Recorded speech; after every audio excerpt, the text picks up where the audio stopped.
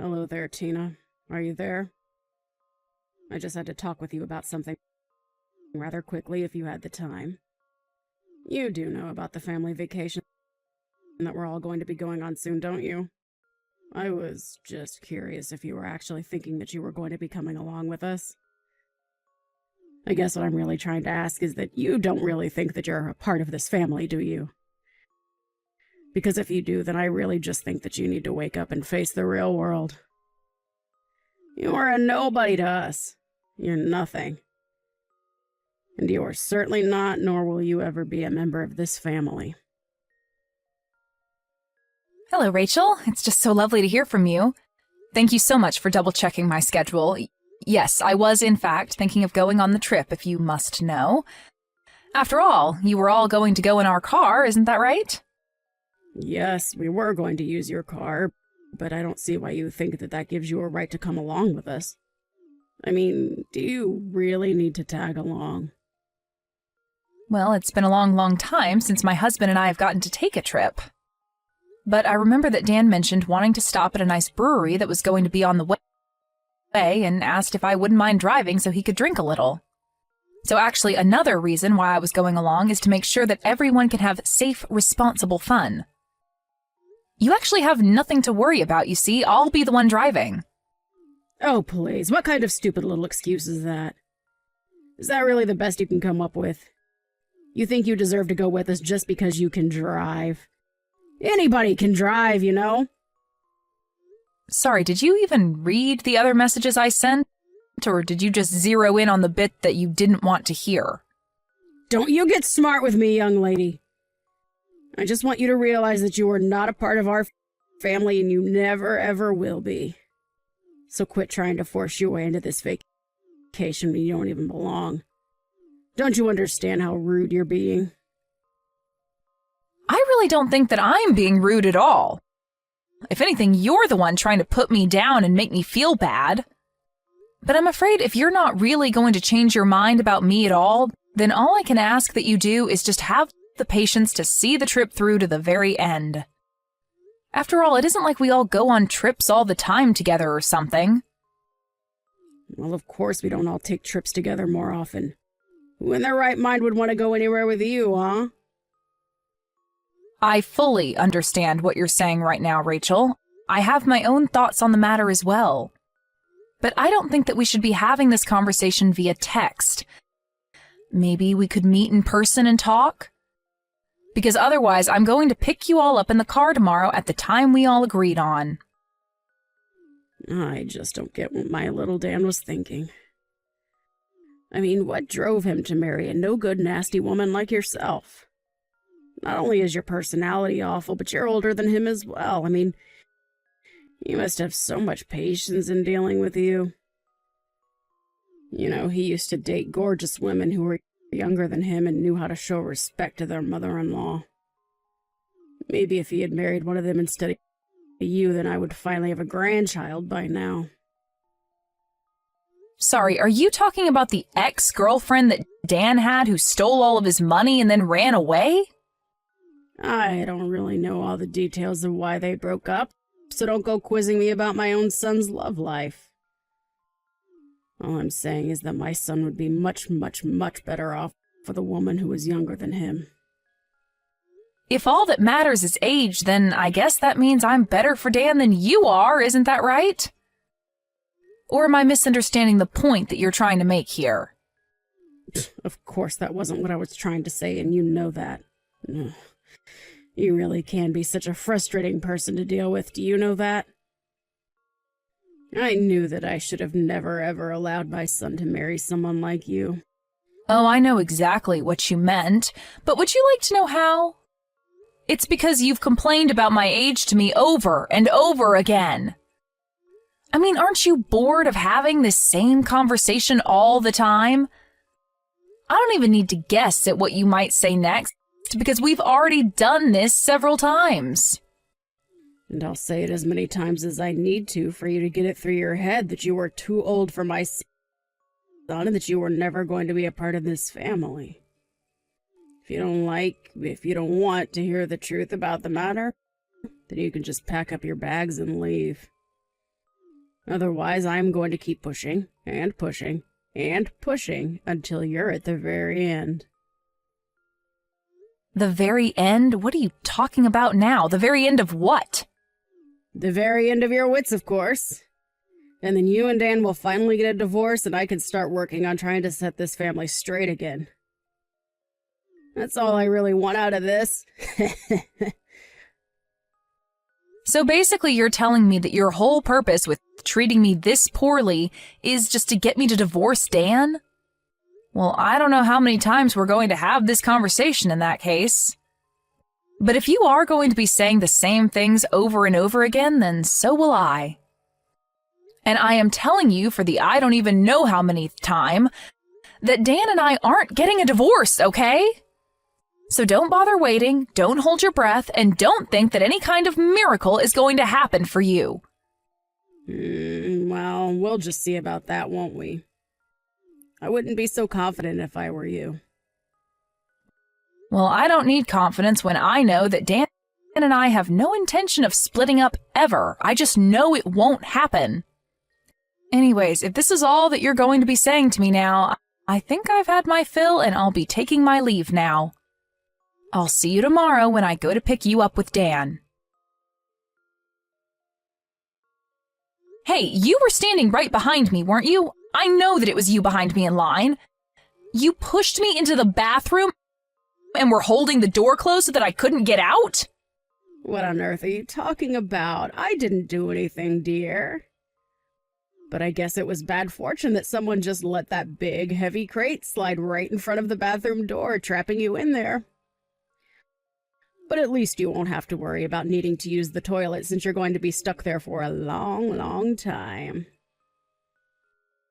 What is the matter with you, Rachel? Is this supposed to be some kind of prank or something?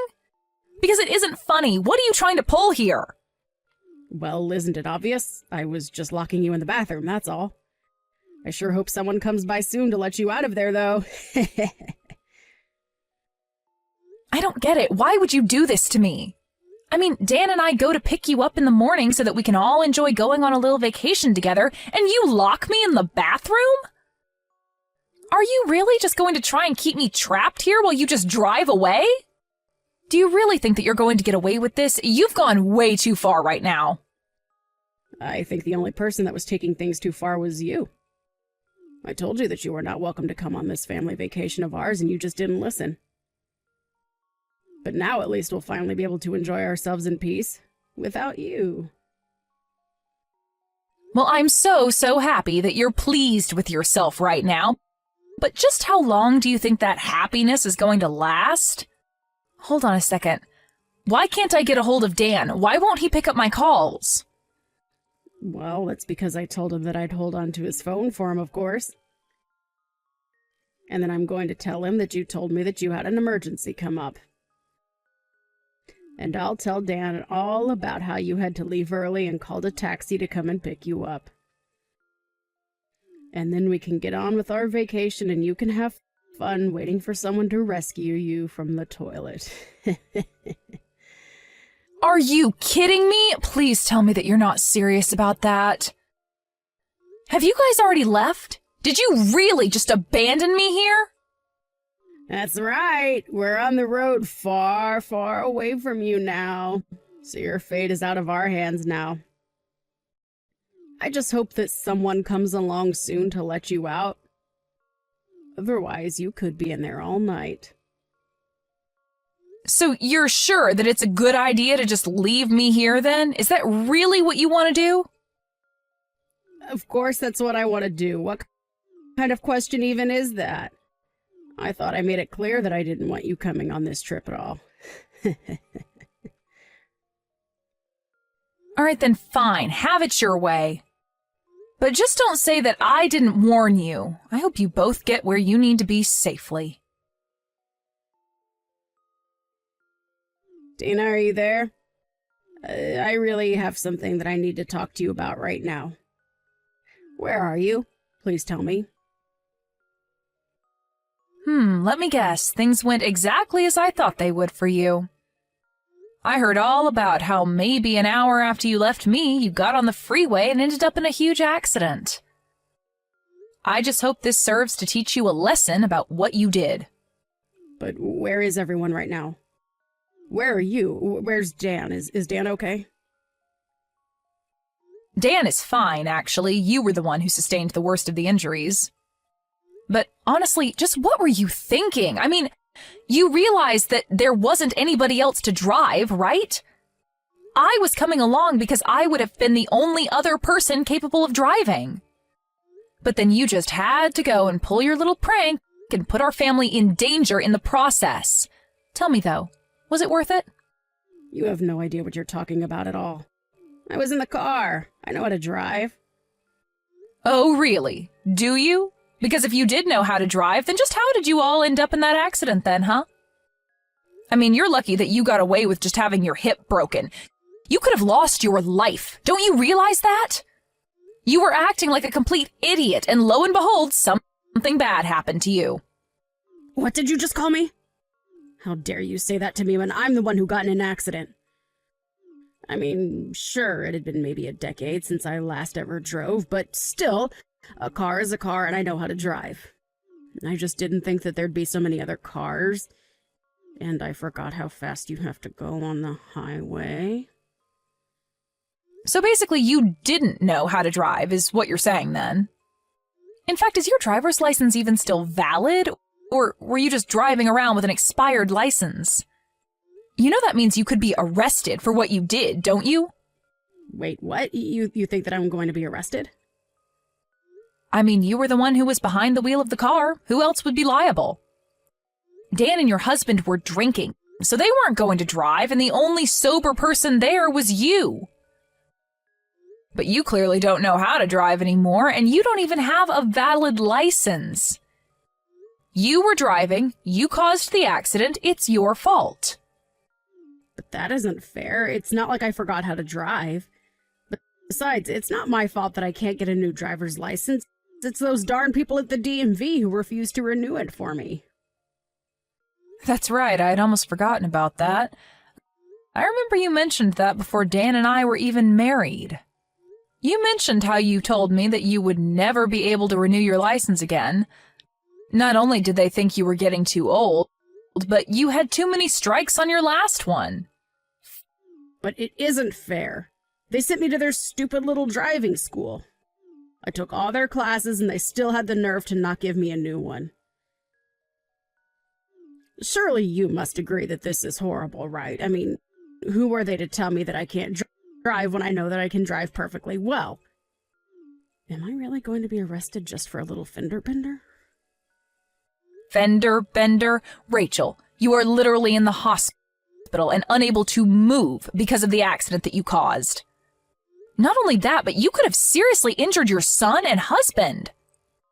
How can you be so focused on yourself when all that might have happened? Well, I guess that does make some sense when you put it that way. And that's why I was telling you that I needed to be there to drive. But you had to act completely delusional. You locked me in the bathroom and then just drove off without me. Please, Tina, there's no need for you to take this kind of tone with me. Don't you think I've already been through enough with all of this? You must know that I never ever wanted any of this to happen, right? I don't care what your intentions were. Who even gets in a car thinking that they intend to cause a crash anyways? I'm not blaming your intentions. I am blaming the thinking that led up to it. You acted completely irrationally and got your family into a car accident. And that's not saying anything at all about how you locked me in a public bathroom and then just abandoned me. But I just wanted to take a vacation with my family. Is that really so bad? But you didn't even get to have that vacation. You all didn't even make it to the destination we were all supposed to be at by now. Why couldn't you have just waited until we all got there before you started trying to bully me? I understand that you didn't want to be around me and that you were worried that I was only going to annoy you, but surely being annoyed has got to be better than being injured. And to think that this is going to be the last real memory we have together before Dan and I cut you out of our lives entirely. Wait a second, what? What are you talking about? Why would you and Dan cut me out of your lives? I've already talked to Dan about it, Rachel. I told him all about the horrible things that you say to me. And now, with all that's happened for the vacation, he just can't tolerate you any longer. In fact, he was already going to talk about this with you before we even went on the trip, if you must know. Hold on a second. Now that you mention it, Dan did say that he had something important he wanted to talk to me about. You're telling me that this is that. He wanted to tell me that he didn't want me around anymore? That's right. And there's one more thing that you should know, Rachel. I'm pregnant. Wait, what? You've got to be kidding me. Why am I just hearing about this now? You're only hearing about it now because I know that letting you know any sooner wouldn't have been good for me or the baby. I mean, do you have any idea just how stressful it already is talking to you like this? I knew that if I told you I was pregnant, you would be trying to control my life. I talked to Dan about this and told him that I don't know how I was supposed to go through with this if you were going to be constantly breathing down my neck about every little thing. So we talked and said that the best thing to do would be to put physical distance between us all. So we're going to be moving away. But this is all so much. I can't handle all of this news at once. How is this happening? It's happening because we didn't want you to know a word of it, but now that we're about to cut you out of our lives anyways, it doesn't really matter. That, and you never even gave me a chance to speak about my life to you. You were always just interested in putting me down. But now you've gone and made a mistake that can't be undone. And in doing so, you've confirmed every fear about you that I've had. And you've shown your son and husband that you're nothing but a mean bully who doesn't deserve the loving family she has. But wait, Tina, please. If you're pregnant, then this changes everything. I mean, can't we just pretend like nothing ever happened? We can just put all this behind us, can't we? Why didn't you ever tell me about this? I literally just explained to you why I didn't tell you. Did you even read the messages that I was sending you? I told you that you were just going to try and interfere with our lives even more if you know that I was pregnant. Dan and I were going to use this as the chance to cut you out of our lives. That's why you didn't know about it until now. But then you mean you're not even going to let me meet my own grandchild? Well, it's going to be hard for you to meet them anyway, if you're behind bars for what you've done. Please don't say things like that. Huh? You really can't think that they would throw an old lady like me in jail. I'm sorry, but the law is the law. Do you really think that you're above just because of your age? Either way, you're not going to be our problem anymore. We want nothing to do with you ever again, and we are going to be cutting you out of our lives. Whether or not you get arrested after this, it really makes no difference to me at all. Just wait, Tina. You can't be serious about this, right? I mean, you're really just going to abandon me during my time of need like this? Please, I had no idea that you were pregnant. That really would have changed everything. I promise that I'll change. I'll help you raise them well. You have to believe me. We do not want you to have anything to do with our child at all, Rachel. That's the whole reason we're going to be moving as far away from you as we can. Just stay out of our lives and don't come looking for us. Do you understand? So then you're really serious about all this? But I never even gave Dan permission to do this. You can't just leave me.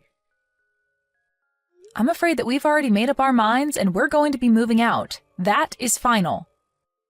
Just remember that you're the one that's going to have to explain all this to your husband. You're going to have to tell him that you were so horrible to me that you pushed me and your son away to the point that we never want to see you again.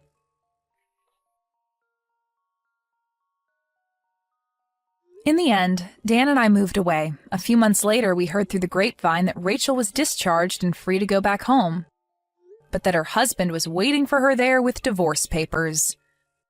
She was in the hospital for so long recovering that you would have thought she learned some kind of lesson, but apparently it wasn't enough for her husband. Thankfully for her, the other driver in the crash was kind enough to not press any charges on Rachel, but she was still left all alone, without her husband, son, or grandchild. I have no idea how she's getting along now. Thank you for watching. If you liked this video, please give it a thumbs up and don't forget to subscribe to see more content like this.